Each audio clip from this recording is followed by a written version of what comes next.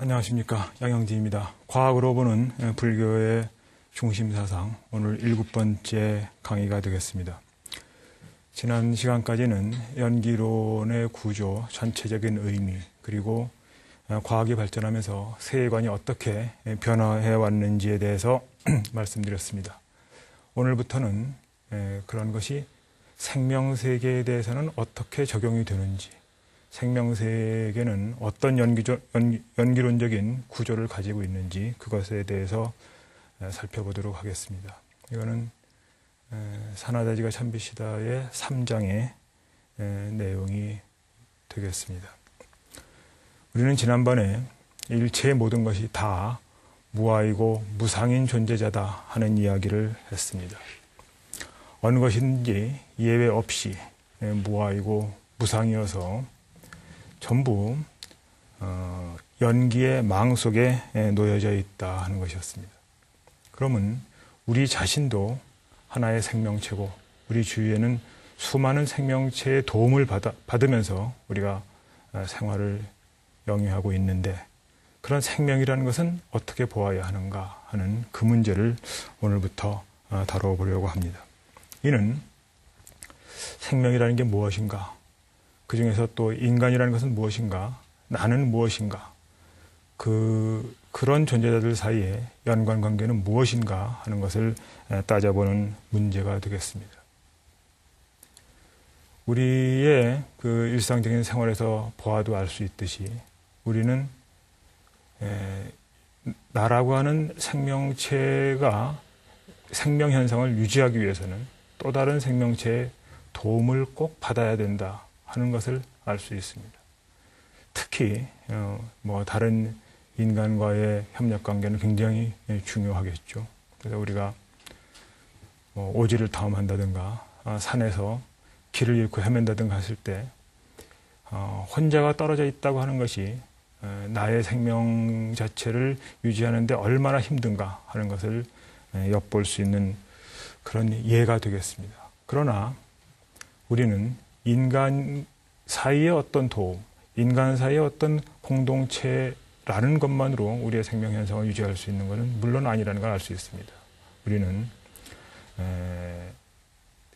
태양으로부터 에너지가 오는 것을 식물이라고 하는 생명체들이 그 에너지를 고정시킨 그런 것을 먹으면서 우리의 에너지를, 우리가 활동하는 에너지, 우리가 호흡하는 에너지를 공급받게 됩니다. 그러니까 그런 간단한 예들만 보더라도 생명이라는 것이 연기의 망 속에서만 존재한다 하는 것을 알 수 있는데, 우리가 그런 그 생명의 연기적 구조는 특히 생명이 어떻게 지구라고 하는 무대 위에서 변천해 왔는가 하는 것을 보면 더 제대로 이해할 수 있다 하는 것입니다. 다시 말하면 생명의 진화 현상, 진화의 역사를 보게 되면은 생명이라는 것 자체가 연기의 망 속에서만 존재한다. 그리고 생명 현상이라는 것 자체는 연기의 어떤 구조 위에서만 이해를 해야지 제대로 이해가 된다 하는 것을 이해할 수 있다고 하는 것입니다. 우리는 지난 시간까지 일체의 모든 것이 무아와 무상이다, 그래서 연기다 하는 이야기를 했습니다. 인연이 화합하면은 뭔가가 생겨나고, 그 인연이 흩어지게 되면 또다시 무언가가 그 생겨났던 것이 사라지는 그런 것이 예외 없이 우리 우주 안에 있는 모든 것에 적용된다 하는 이야기를 했었습니다. 생명세계도 물론 그 예외가 아니죠. 그래서 우리는 그런 무아와 무상이라고 하는 것을 개별 생명체에서 확인을 하게 됩니다. 어린아이가 자라나서 어른이 된다는 것 자체도 사실은 무상이죠. 그러니까 어린아이의 그 어떤 성질이라든가 그런 것이 계속적으로 변화해 가는 겁니다.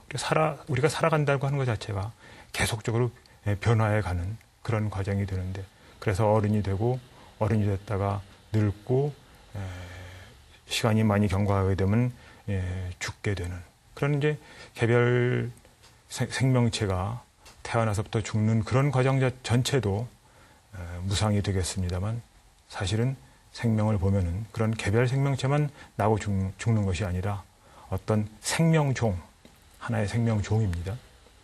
그러니까 우리가 뭐 제일 잘 알고 있는 예로는 한때는 지구를 지배했던 공룡이 7천만 년 전에 전멸하게 되는 그런 걸 보면은 어떤 생명체라는 것도 태어났다가 생겨났다가 없어지는, 나타났다가 사라지는 그런 현상을 알게 되는데, 이런 걸 보면은 개별 생명체뿐만이 아니라 생명종이라고 하는 것도 역시 무상하다 하는 것을 알 수가 있습니다.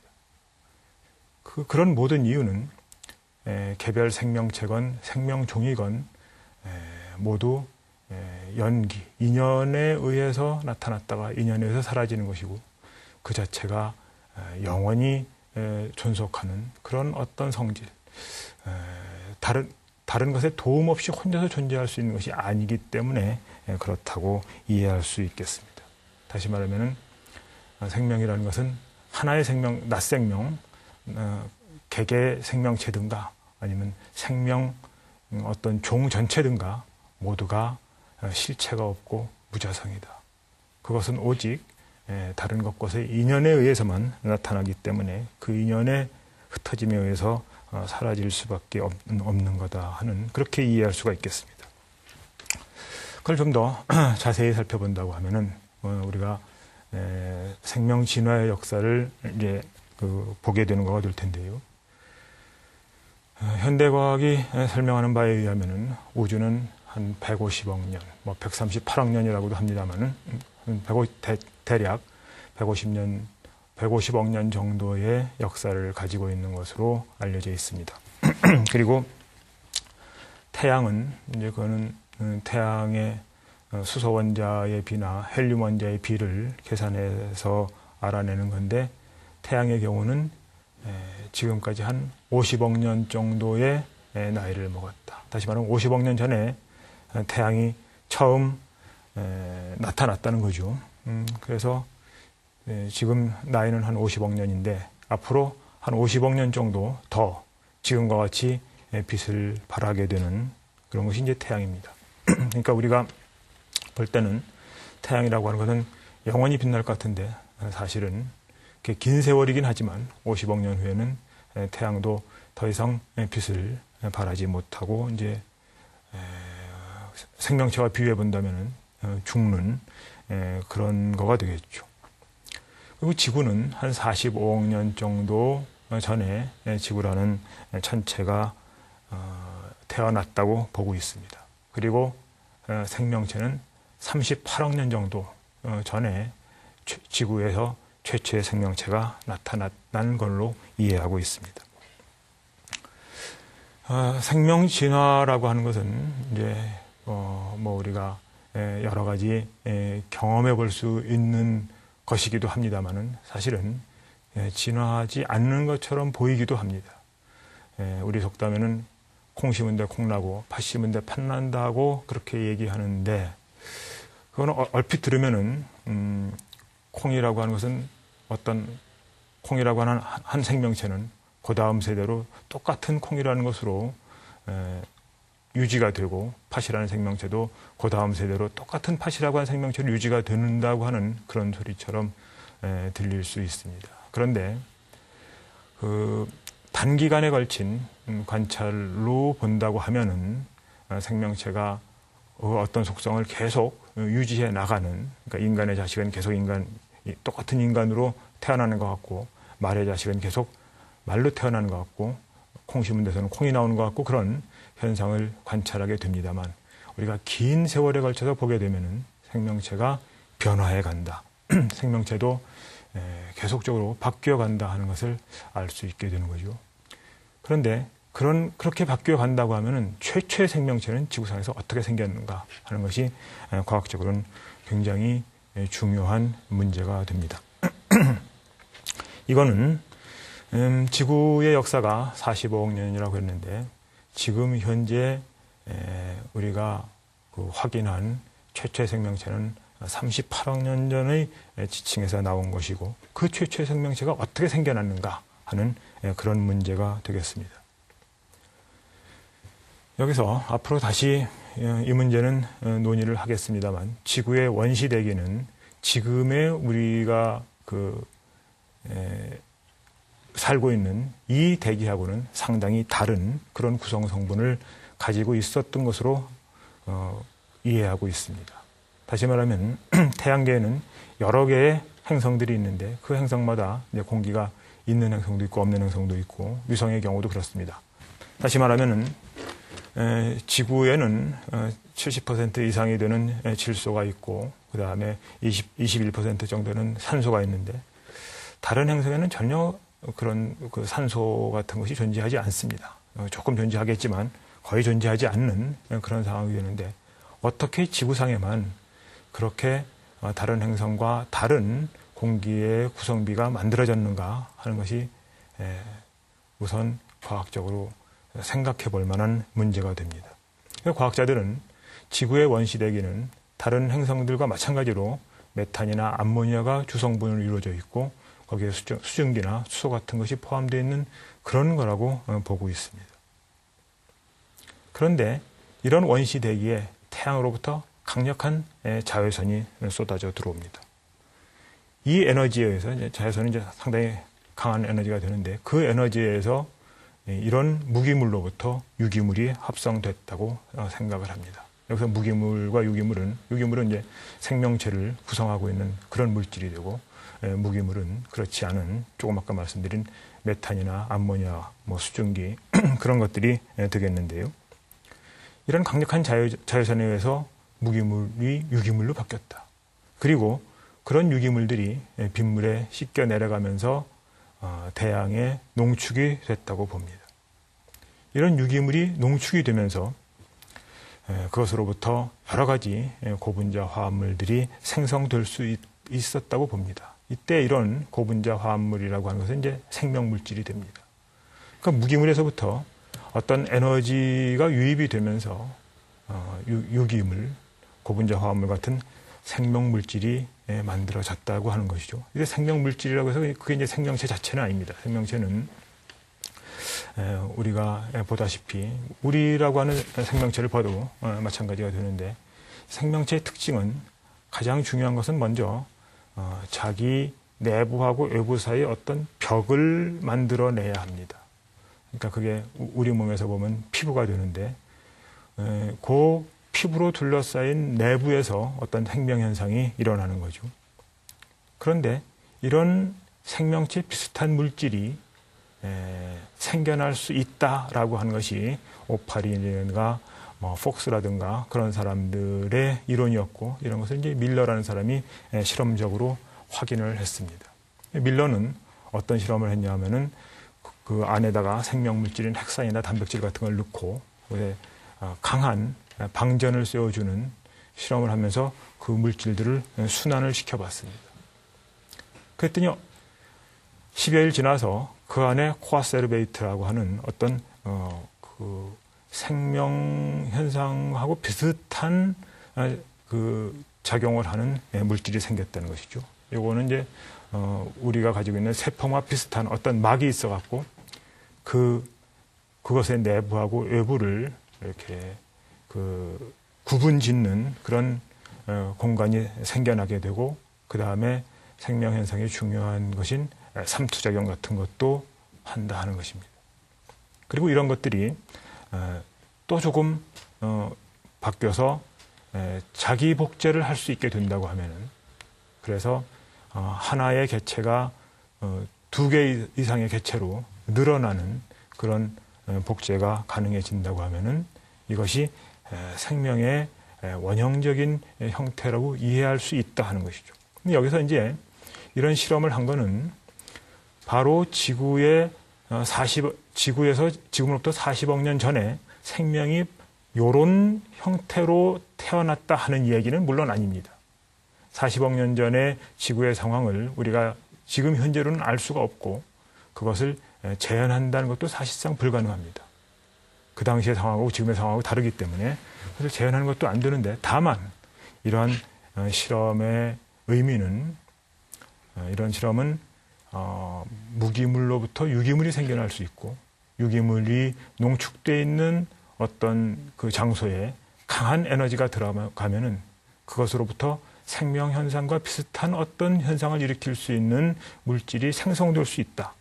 그리고 그 물질들이 자기 복제를 하게 된다고 하면은 생명 현상하고 그 동일한 구조를 가지고 있는 어떤 무언가가 생겨나는 것이 되고, 이는 무기물에서부터 유기물로, 유기물로부터 어떤 생명물질로의 전이가 가능하다는 것을 보여주었다 하는 데 의의가 있는 거라고 볼 수 있습니다. 그래서 이러한 것은 무기물이라는 것은 항상 무기물로만 남아있어야 되는 것이 아니고, 무기물에 어떤 에너지가 투입이 되면은 그것으로부터 유기물이 만들어질 수 있고, 유기물에 또 다른 어떤 작용들이 있게 되면은 생명물질이 만들어질 수 있고, 그것으로부터 원시 생명체가 만들어질 수 있다고 하는 이야기를, 그런 상황을 보여주는 이야기가 되겠습니다. 다시 말하면은 어떤 양적인 변화가 계속되다 보면은 그 이전과는 다른 질적인 변화가 야기될 수 있는 그런 상황이 최초 생명의 탄생에서부터도 적용됐다. 그리고 지구 위에서도 그러한 어떤 양의 진로의 변화가 수십억 년 전에 이루어졌을 수 있다고 하는 가능성을 이야기하는 것이죠. 이런 모든 것은 사실은 어떤 존재자든 어떤 개체든 그것이 다 무상이기 때문에 어떤 무언가의 작용이 있으면 다른 것으로 변화할 수 있는, 인연이 화합되면은 뭔가 새로운 것이 생겨날 수 있는 하나의 예가 된다고 볼 수 있겠습니다. 그런데 아까 말씀드렸듯이 지구는 메탄가스나 암모니아, 수증기나 수소 같은 것들로 원시대기가 구성되어 있었기 때문에 그 당시에는 지금 우리가 알고 있는 오존층이라는 것이 없습니다. 오존층이라고 하는 것은 이제 그 산소 분자가 산소 원자 2개로 이루어져 있는데요. 거기에 이제 강한 에너지가 들어오면 산소 원자들이 여러 개가 결합을 해서 산소 원자 3개가 있는 오존을 만들어내게 됩니다. 근데 지금 현재는 대기권 상층부에 그 오존층이 이렇게 형성이 되어 있단 말이에요. 근데 이 오존층이 태양으로부터는 자외선을 차단해주는 역할을 합니다. 그래서 요새 그 환경 오염하고 관련돼서 환경이 오염되면서 지구의 오존층이 파괴된다는 얘기를 합니다. 그런 얘기를 많이 듣게 되는데, 그렇게 오존층이 파괴가 되면은 태양에서부터 자외선이 걸러지지 않고 지구로 이제 오게 돼서 생명체가 생명의 위협을 받게 되는 그런 상황이 올 수가 있습니다. 그런데 원시 대기는 대기 안에 산소 분자가 없었기 때문에 오존층도 형성되어 있지 않았습니다. 오존층이 형성되어 있지 않았기 때문에 태양으로부터 오는 자외선은 여과되지 않고 그냥 지상으로 내려왔었기 때문에, 만약 그 당시에라면은 그렇게 오존층이 없는, 다시 말하면 대기 중에 산소 성분이 없는 그런 상태였으면은 지상에 설령 생명체가 있었다 하더라도 자외선을 맞아서 금방 죽게 됐었을 것입니다. 그래서 진화의 역사에 있어서 최초의 생명체는 지상에서 생겨날 수는 없었다고 봅니다. 그래서 최초의 생명체는 바닷물 속에서 생겨났으리라고 예상을 합니다. 바닷물 속에서는 바닷물이 태양으로부터 오는 자외선을 걸러주기 때문에 그 공기 중에 산소가 없고, 그래서 오존층이 없다고 하더라도 태양의 자외선을 피해갈 수가 있었죠. 최초의 생명체는 남아프리카의 스와질랜드의 퇴적층에서 발견이 됩니다. 그거는 지금의 남조식물하고 비슷한, 다시 말하면은 그 광합성을 할 수 있는 그런 생명체가 되죠. 물론 그 이전에 다른 생명체가 또 있었을지도 모릅니다. 화석으로 발견되지 않은 거죠. 어쨌든 확인된 거는 약 40억 년 전에 퇴적층에서 발견되는 지금의 남조식물하고 비슷한 그런 생명체였는데, 그런 생명체들이 바닷속에서 일단 생겨났으리라고 봅니다. 근데 그런 생명체가 생겨나고 태양으로부터 오는 에너지를 받아서 탄소 동화작용을 하게 되면은, 그러니까 그 기간이 굉장히 깁니다. 한 10억 년 정도의 긴 기간 동안 그런 탄소 동화작용을 하면은 그런 생명체들이 산소를 만들어 냈으리라고 봅니다. 그렇게 산소가 만들어지면은 대기 중에 산소의 농도가 점점 만들어지는 거죠. 그러면서 지금 우리가 사는 것처럼 지구 대기가 점차적으로 변화해 갔을 거라고 봅니다.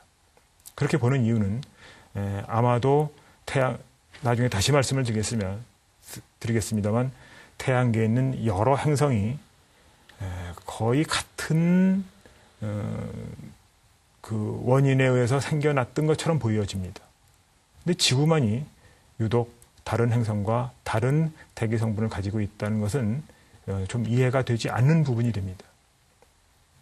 그런데 지구의 원시 생명체가 생겨나기 시작하면서부터, 그때부터 이 생명체들이 탄소 동화작용을 거치면서 산소를 만들어냈다고 하면은 우리는 비로소 지구가 왜 다른 행성들하고 다른 대기 구성 성분을 갖게 되는지를 이해할 수 있게 되죠.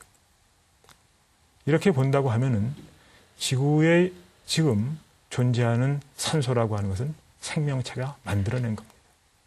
아주 긴 진화의 역사를 거치면서 생명체가 산소를 만들어냈고, 그 산소가 대기 중에 일정 비율 이상 형성되면서 대기권 상층부에서는 태양에서부터 오는 강력한 에너지를 받으면서 산소의 일부가 오존으로 변하게 되고, 그것이 오존층을 만들면서 태양에서부터 오는 강한 자외선 등의 광선을 차단할 수 있게 되고, 그런 과정을 거치면서 바다에서부터 출발했던 생명의 역사가 그 영역을 지상으로 넓힐 수 있었던 것으로 생각을 합니다.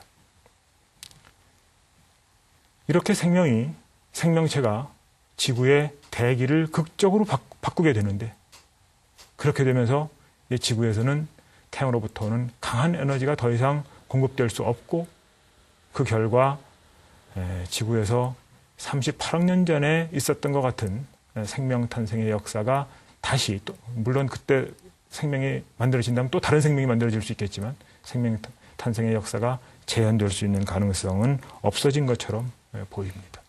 어쨌건 지금 우리가 숨쉬는 산소, 지금 우리가 살고 있는 이 지구의 어떤 환경이라고 하는 것은 굉장히 오랜 기간 동안 생명체가 만들어낸 그런 환경이다 하는 것을 알 수가 있습니다. 이렇게 보면은 지구라고 하는 것은 지구 위에, 지구라고 하는 천체 위에 생명체가 그냥 얹혀서 사는 게 아니라 생명체가 지구를 바꾸고 지구가 생명체에 영향을 주고 하는 그런 상호 역동적인 관계다 하는 것을 이해할 수 있게 됩니다. 이것은 상호 연관과 상호 의존의 체계가 인간 사이의 관계라든가 생명체 안에서만 그런 의존과 연관의 관계가 성립하는 것이 아니라 지구라고 하는 천체와 지구에 사는 생명체 사이에서도 그런 연관과 의존의 관계가 성립한다. 지구와 생명체 사이에도 연기의 구조가 설치되어 있다 하는 것이죠. 다시 말하면 이거는 생명이라든가 생명계, 그것만 가지고서 이해할 수 있는 것이 아니라 지구라고 하는 것까지 포함해서 그 전체가 연기적 맥락으로만 이해가 가능한 그런 체계다 하는 것을 생각해 볼 수 있습니다. 이 문제는 나중에 다시 또 논의를 드리도록 하겠습니다. 그래서 이렇게 최초의 생명체가 무기물에서부터 유기물이 합성되고 유기물부터 생명물질이 만들어지고 생명물질로부터 어떤 원시 생명체가 만들어지는 어떤 과정을 통해서 최초의 생명체가 생겨나게 됐다고 하면은 거기서부터 이제 진화의 역사가 시작이 됩니다. 이렇게 일단 최초의 생명체가 만들어지고 나면은 그다음부터는 그것보다는 최초의 생명체가 만들어졌던 사건보다는 좀 덜 극적이지만 그래도 그런 생명체로부터 지금 지상에 존재하는 수백만 종의 생명체가 있게 됐다고 하는 것은 참으로 경이로운 일이 될 것입니다. 놀라운 일이죠. 그리고 더 놀라운 것은 지금 우리가 보고 있는 그 생명종보다 적어도 수십 배 많은 생명종들이 지구의 역사 위에서 살았었다. 지금은 이제 다 없어진 종이지만요. 그랬다는 것을 보면은 생명종이 얼마나 다양하게 지구상에서 살아갔었는가 하는 것을 우리가 엿볼 수가 있습니다. 생명 진화의 역사를 간단히 살펴보면 이렇게 38억 년 전에 지금의 남조식물과 비슷한 원시 생명체가 태어났고 우리가 알고 있는 원생동물은 한 16억 년 전 정도의 최초의 원생동물이 나온 걸로 알고 있습니다. 그리고 해면동물은 한 9억 년 전에 최초의 해면동물이 생겼고 해파리는 7억 년 전 정도에 나왔다고 알고 있습니다. 그리고 그 다음에 무척추동물이 5억 년 전, 그 다음에 이러한 과정을 거치면서 이런 아까 말씀드린 그런 남조식물 등이 광합성을 하면서 지구 대기에 산소층을 만들어 놓고 그러면서 오존층이 생기면서 비로소 생명체가 육지에 올라올 수 있게 됐는데 육상식물은 4억 3천만 년 전 정도에 생겼다고 보고 있습니다. 지구의 역사가 45억 년인데 그러니까 그 전체 역사의 한 10분의 1 정도 되는 전에 육상식물이 처음으로 생겨났다 하는 거죠. 바닷속에서 어류는 4억 년 전에 처음 생겨났고 그 다음에 육상 동물로서 최초의 육상 동물은 지금의 노래기 비슷한 거라고 하는데 그거는 3억 9천만 년 전 정도. 육지에 이제 거기까지는 척추동물이 아닙니다. 그 다음에 육지에 있었던 최초의 척추동물, 어류 비슷한 것들이 이제 육지로 진화해서 나오게 되는데 그런 시기가 3억 5천만 년 전, 양서류가 3억 8천만 년 전, 그 다음에 육지에 사는 양서류는 3억 3천만 년 전 정도에 처음 나왔다고 봅니다. 그 다음에 그 파충류가 3억 5천만 년 전이고 파충류의 하나인 공룡이 2억 2천만 년 전에 처음 생겼고 1억 5천만 년 전 정도 가장 번성을 하다가 7천만 년 전에 갑자기 멸종된 것으로 생각합니다. 공룡이 대표적인 예가 되는데 이런 것은 어떤 생명종이 사실 공룡만 해도 여러 개의 생명체가 여러 가지의 생명체가 있었는데 어떤 생명종이 이렇게 나타났다가 없어지는 사건은 지구상에서는 언제나 있었던 그런 일이 되겠습니다. 그 다음에 조류는 1억 4천만 년 전에 생겼고 꽃을 가지고 있는 식물 그것은 1억 2천만 년 전에 생겨난 것으로 볼 수 있습니다. 그러면서 곤충들하고 꽃과의 결합에 의해서 곤충과 꽃이 같이 번성하는 그런 지금 시대에 우리는 살고 있습니다. 그래서 포유류는 2억 년 전에 처음 생겨났고 공룡이 멸망하고 나서부터 포유류가 크게 번성한 것으로 알려져 있습니다. 그 다음에 우리의 관심사는 우리와 같은 영장류가 되겠습니다.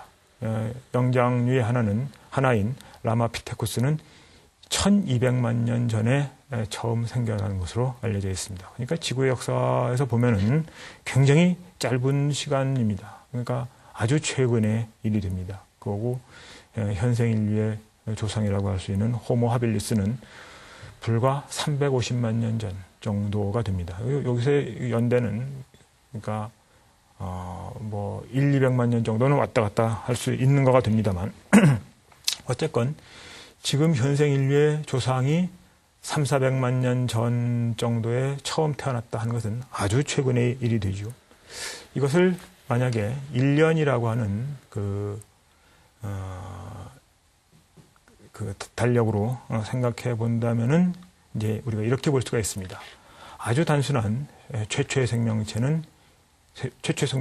1월 초순에 태어났다고 한다면은 그게 38억 년 전의 얘기입니다. 남조식물이 1월 하순 정도가 되고 원생동물이 7월 하순에 처음 모습을 나타냈다고 볼 수 있습니다. 그리고 해면동물은 10월 초순, 그 다음에 육상식물이나 척추동물이 11월 중순 정도 됩니다. 그러니까 1년에 지구의 전 역사를 1년이라고 본다면은 10월 말까지는 육상에는 생명체가 없었던 것처럼 보이는 거죠. 좀 더 자세히 본다고 하면은 11월 한 16일 정도에 육상식물이 처음 태어나게 됩니다. 11월 20일에 최초의 척추동물이 생겨났고 22일에 육상동물이 나왔다고 보고 있습니다. 그 다음에 11월 27일에 최초의 육상 척추동물이 생겨난 걸로 봅니다. 진화 역사에 의하면 12월 3일에 최초의 파충류가 나오고 12월 9일에 조류, 12월 18일에 포유류가 나타나게 됩니다. 그리고 우리가 알고 있는 꽃식물은 12월 19일, 그 다음에 12월 19일에 꽃식물이 태어나게 되고 12월 25일에 공룡이, 그러니까 여기 7천만 년 전이 되는데 1년으로 따지면 12월 25일 정도에 공룡이 멸종을 하게 됩니다. 공룡이 멸종을 하면서 그 다음부터 이제 포유류가 번성을 하게 되는 진화의 역사가 됩니다. 그리고 인류의 조상인 호모 하빌루스는 12월 31일 오후 3시 정도가 되고 우리의 직계조상인 호모 사피엔스는 오후 11시 정도에 태어난 것으로 봅니다. 1년이라고 하는 것을 지구의 전 역사로 본다고 하면은 호모 사피엔스는 12월 31일 오후 11시 정도에 처음 나타나게 됩니다. 그리고 11시 58분, 오후 11시 58분 30초 정도, 그러니까 지금으로부터 1분 30초 정도를 남겨놓고 그것이 10,000년 전에 인류가 농경 생활을 시작한 거가 됩니다. 그러니까 그 10,000년 전에서부터 이제 여러 가지 우리가 지금 이해하고 있는 문화와 인간의 문화와 인간의 문명이 만들어지게 되는데 처음에는 물론 장례 문화에서부터 시작된 걸로 보죠. 그 10,000년이라는 그 시간이 우리의 입장에서 보면 상당히 긴 것처럼 보이지만 지구의 전 역사를 1년으로 본다면은 그거는 1분 30초 정도의 시간밖에 안 되는 그런 짧은 기간이 됩니다. 그런데 이렇게 그 농경 생활을 시작하면서 인간은 이제 다른 생명체하고 상당히 구분되는 지위를 갖기 시작을 합니다.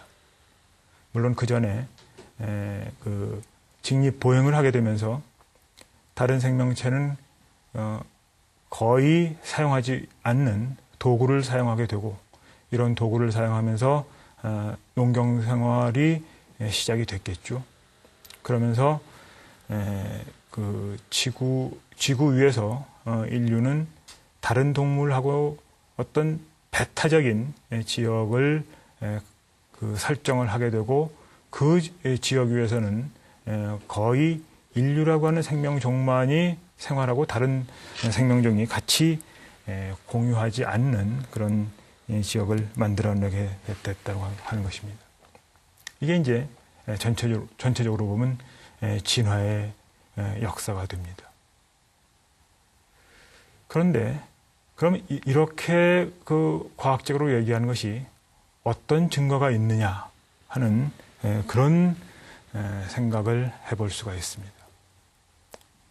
그런데 우리 진화라고 하면은 그냥 과학에서의 얘기다라고만 그렇게 치부할 수 있겠지만 사실은 우리가 직접적으로 경험을 하지는 못하지만 간접적으로 진화라는 것이 있을 수 있겠다 하는 그런 생각을 역사상에서 살펴볼 수 있습니다.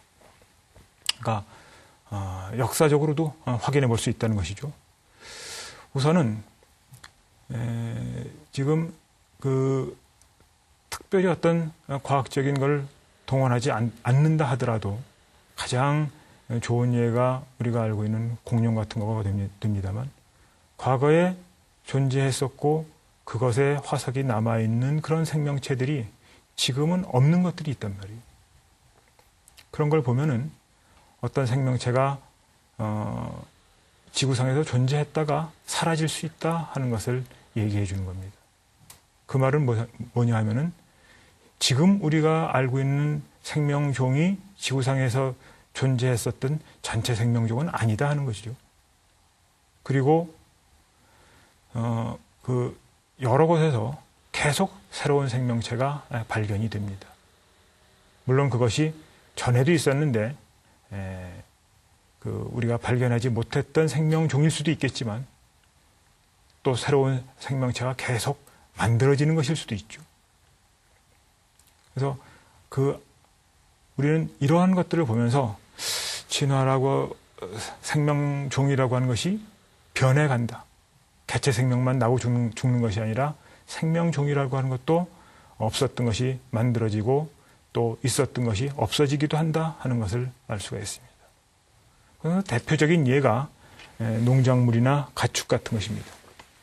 아까 농경 생활이 인류 역사에서 한 10,000년 정도 전에 시작이 됐다고 말씀을 드렸는데, 그 10,000년 정도 전에 농경 생활이 시작이 되면서 그 이전에는 없었던 농작물을 사람들이 교배 같은 걸 통해서 만들어내는 거죠.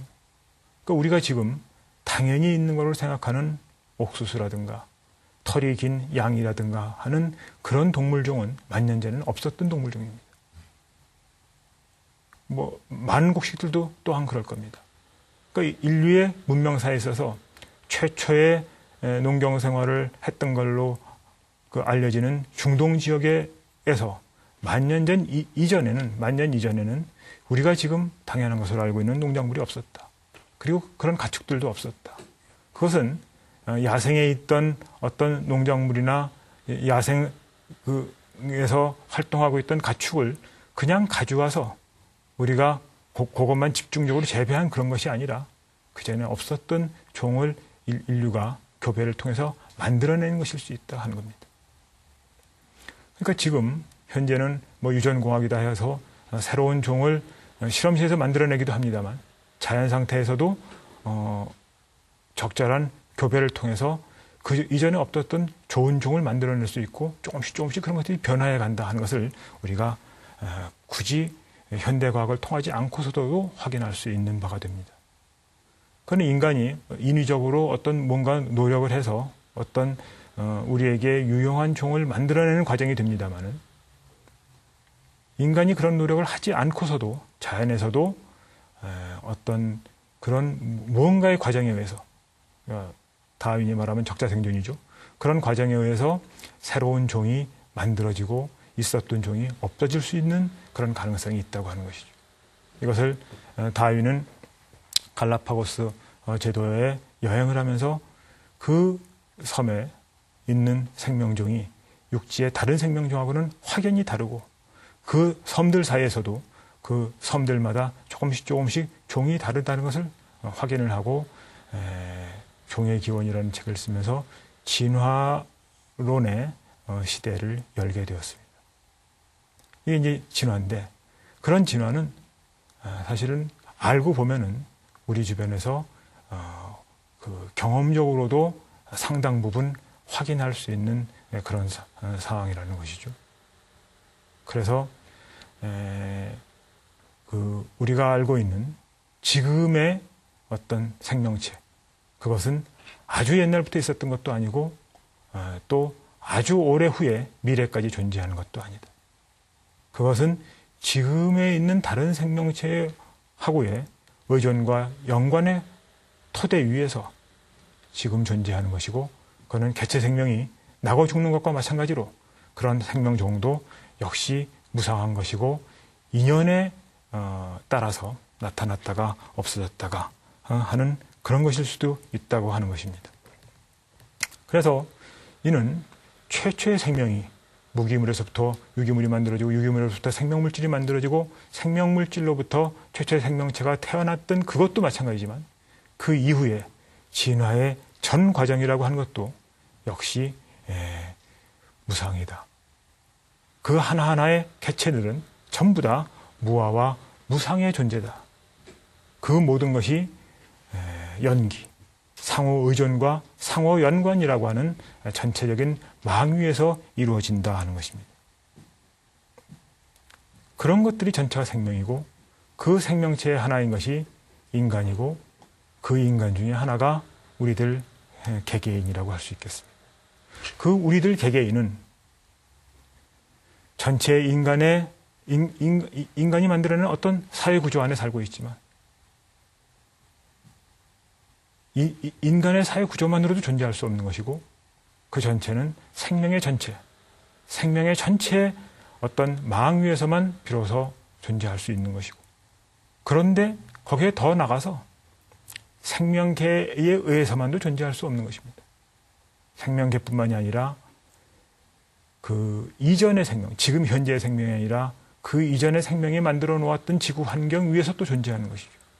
그러니까 지금 우리가 이 순간 이 자리에서 산다고 하는 것은 사실은 무한한 인연이 성립되어 있는 것이다. 무한한 인연의 장 위에서 비로소 우리가 지금 생명을 유지하고 있다고 하는 것이죠.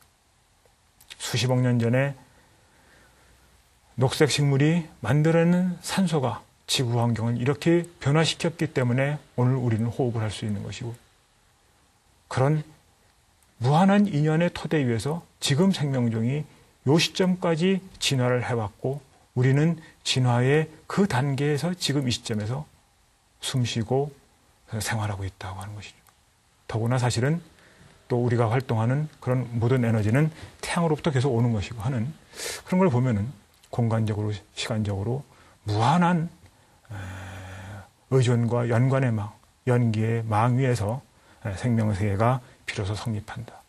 생명이라고 하는 것은 그래서 이런 연기의 망 위에서만 이해할 수 있는 어떤 세계다 하는 그런 얘기가 되겠습니다.